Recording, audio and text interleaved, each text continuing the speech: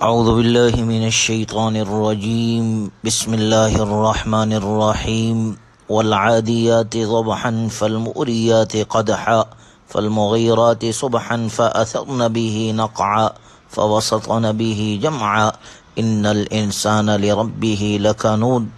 یہ سورہ عادیات ہے جو 1 رکوع اور 11 آیات پر یہ سورت مبارکہ مشتمل ہے۔ اس سورت کی پہلی آیت میں اللہ تبارک و تعالی کا ارشاد مبارک ہے والعادیات ضبحا، قسم ہے دوڑنے والے گھوڑوں کی بامتے ہوئے۔ دوڑنے والے گھوڑوں کی نسبت سے اس سورت کو سورہ عادیات کہا جاتا ہے۔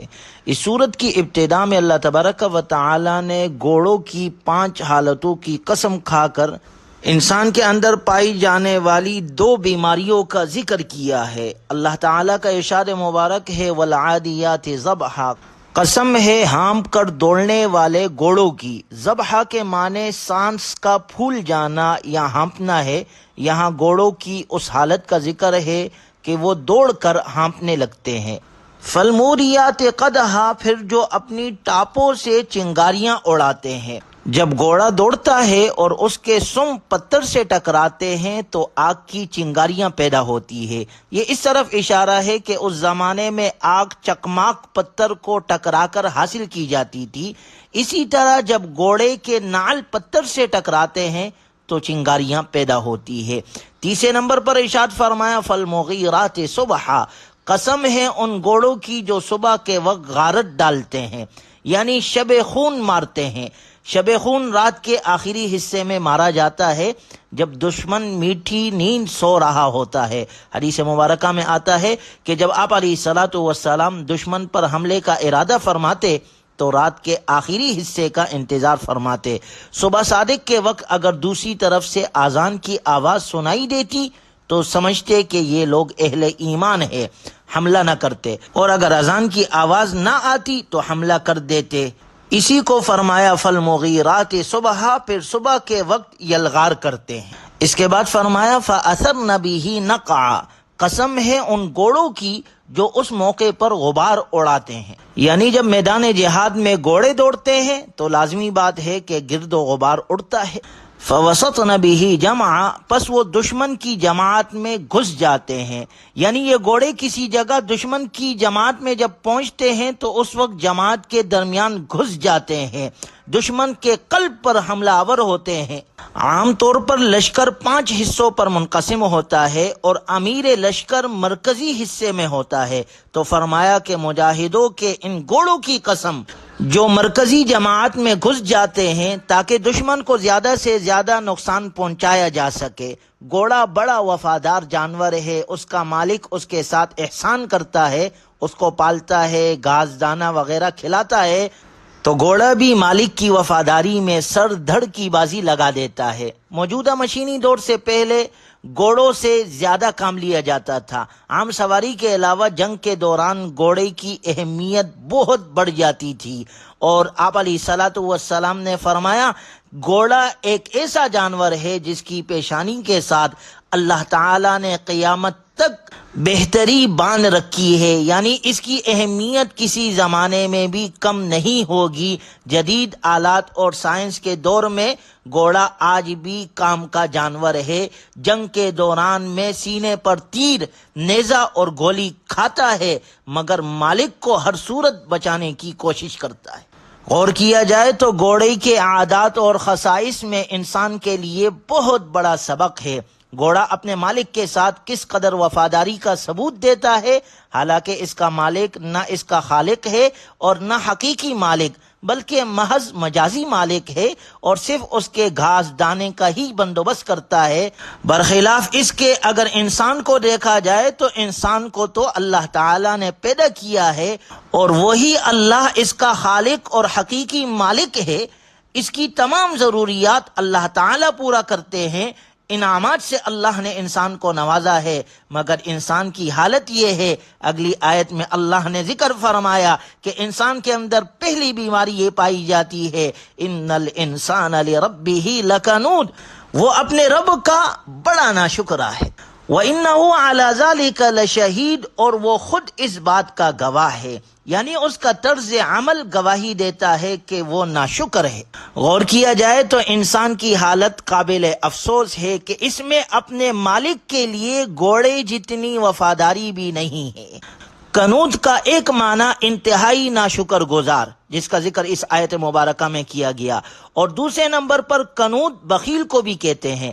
آپ صلی اللہ علیہ وسلم نے فرمایا، قنوط وہ آدمی ہے جو اکیلا کھاتا ہے اور خادم کو مارتا ہے، کسی کو خیر نہیں دیتا، اتنا حریص ہے کہ نہ مہمان کی مہمان نوازی کرتا ہے، نہ کسی غریب یتیم مسکین کا خیال رکھتا ہے، محض اپنا پیٹ بھرنے کی فکر میں رہتا ہے۔ قرآن کریم میں اللہ تبارک و تعالی نے حضرت داؤد علیہ السلام کو مخاطب کر کے فرمایا، اعملوا آل داؤد شکرا، یعنی داؤد علیہ السلام کے گھر والوں، اللہ تعالیٰ کی نعمتوں کا شکر ادا کرو، کیونکہ وَقَلِيلٌ مِّنْ عِبَادِيَ الشَّكُورُ، اللہ کا ارشاد ہے میرے بندوں میں شکر ادا کرنے والے تھوڑے ہی ہیں۔ انسانوں کی اکثریت کے متعلق اللہ کا ارشاد ہے، ان الانسان لظلوم کفار، کہ یہ تو ظالم اور اللہ کی نعمتوں کے ناقدردان بھی ہے۔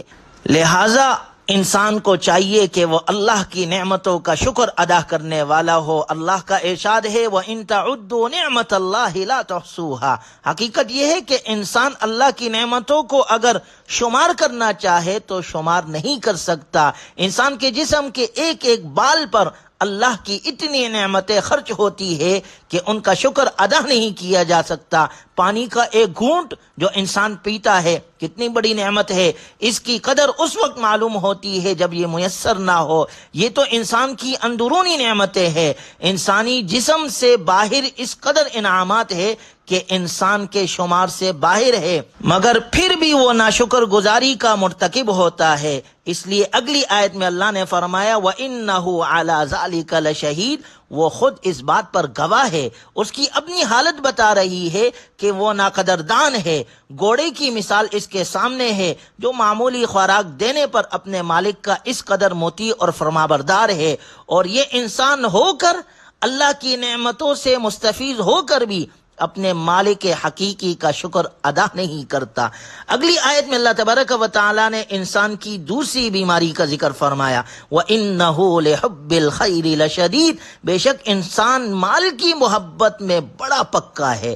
خیر نیکی کو بھی کہا جاتا ہے اور مال کو بھی، جیسے قرآن کریم میں آتا ہے، ان ترک خیرا الوصیہ، یعنی اگر کسی نے مال چھوڑا ہے اسے چاہیے کہ وصیت کر جائے۔ یہاں پر بھی خیر سے مراد مال ہے، اور مال کی محبت میں انسان بہت پکا ہے۔ اس لیے اللہ نے فرمایا، وَتُحِبُّونَ الْمَالَ حُبًّا جَمًّا، تمہاری بیماری یہ ہے کہ تم جی بھر کر مال سے محبت کرتے ہو، اور مال کی محبت میں حلال اور حرام کی تمیز نہیں کرتے کہ کس ذریعے سے حاصل ہو رہا ہے۔ اور یہی وہ اسٹیج ہے جہاں آ کر انسان حقوق اور فرائض کو بھول جاتا ہے، حلال اور حرام، جائز اور ناجائز کے فرق کو بھول جاتا ہے۔ بس مال آنا چاہیے کسی بھی طریقے سے ہو۔ اس لیے اس آیت مبارکہ میں فرمایا گیا، وَإِنَّهُ لِحُبِّ الْخَيْرِ لَشَدِيدٌ، کہ انسان مال کی محبت میں بڑا سخت ہے۔ حدیث مبارکہ میں آتا ہے کہ اگر انسان کے پاس سونے کی ایک وادی ہو تو دوسری کی تلاش کرتا ہے، اور اگر دوسری ہو تو تیسری کی تلاش کرتا ہے، اور اس کے منہ کو مٹی کے سوا کوئی چیز نہیں بھر سکتی۔ چنانچہ اللہ تبارک و تعالی نے سورہ عادیات میں 5 قسمیں کھانے کے بعد انسان کی ان 2 بیماریوں کا ذکر کیا۔ ایک یہ کہ یہ اللہ کی نعمتوں پر شکر ادا نہیں کرتا ہے، انسان میں ناشکری زیادہ پائی جاتی ہے۔ اللہ ہمیں ناشکری سے بچائے اور شکر کرنے والا بنائے، اللہ کی نعمتوں پر ہم شکر ادا کرنے والے ہو۔ دوسری بیماری جو انسان میں پائی جاتی ہے وہ مال کی محبت میں اندھا ہو جاتا ہے، جائز اور ناجائز کو چھوڑ دیتا ہے، تو ایسا مال انسان کے لیے ہلاکت کا سبب ہوتا ہے۔ اگر مال جائز طریقے سے ہو، حلال طریقے سے ہو، اور اس میں اللہ کا حق ادا کیا جائے تو وہ مال تو پھر خیر کا ذریعہ ہے۔